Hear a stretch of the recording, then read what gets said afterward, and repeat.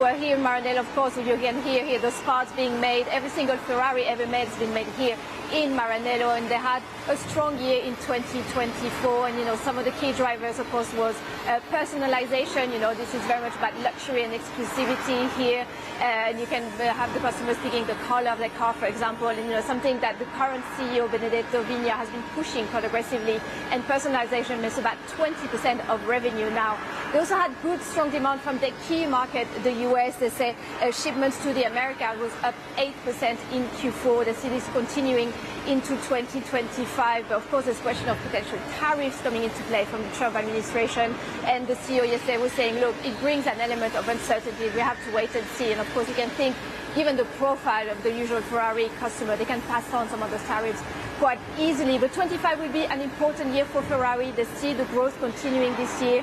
They will unveil the very first full electric car in the fourth quarter of this year. Of course, a game changer. They offer a lot of hybrid already, but that will be the first model that is fully electric. They also will have the first shipments of their supercar, the very first one in more than a decade. And it sells for 3.5 million euros. They will produce only 799 of them, and all of them have been reserved already. And finally, and let me show you what we have here, it will be all about Formula One. This is the SF70H, and that was one that was in the 2017 racing season. And why I'm mentioning this, of course, because Lewis Hamilton will be joining the Scuderia and Charles Leclerc with the very first official race at the beginning of the season in Melbourne, Australia. Of course, the team here is very excited about this. Of course, they have the technology transfer that we know between Ferrari and the road cars that they sell, and of course the prestige and the savoir-faire that it exposes as well. So all this is happening this year, where they see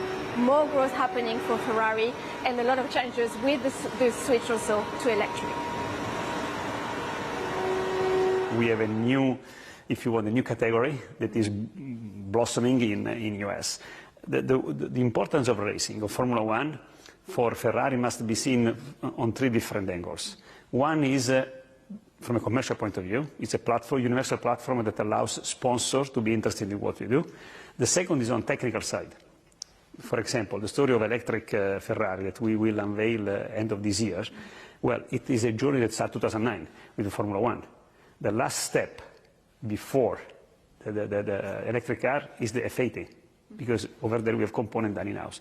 And then the third reason why it's important, Formula One for us, is because when in a company you have a sport team that some weekend is winning, some other is losing, it's an important, let's say, memo for all of us that we have always to fight to make sure that we don't lose touch with the ground and we keep winning. So this, on the soft side, I think is very, very important.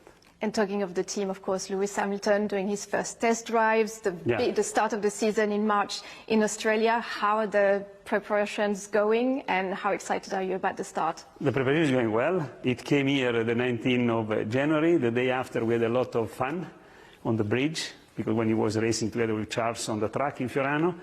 So we are ready. I think I was discussing with the team. They are eager to see the show going on the track in Melbourne. So let's wait a few more weeks and then we'll see. March 16. And of course, you remember the very first road cars by Ferrari were basically produced and sold to finance the Formula One and the racing team. Of course, things have changed quite a lot now. They shipped more than 13,000 cars last year, but all eyes on the excitement with Lewis Hamilton joining the team. And it's all about technology transfer between Formula One and the road cars, and showing all the savoir-faire, all the engineering, also catering to the exclusivity and the luxury demand that you have out there. So a very interesting sector here, the crossings of all these elements. Thank you very much for that, Charlotte.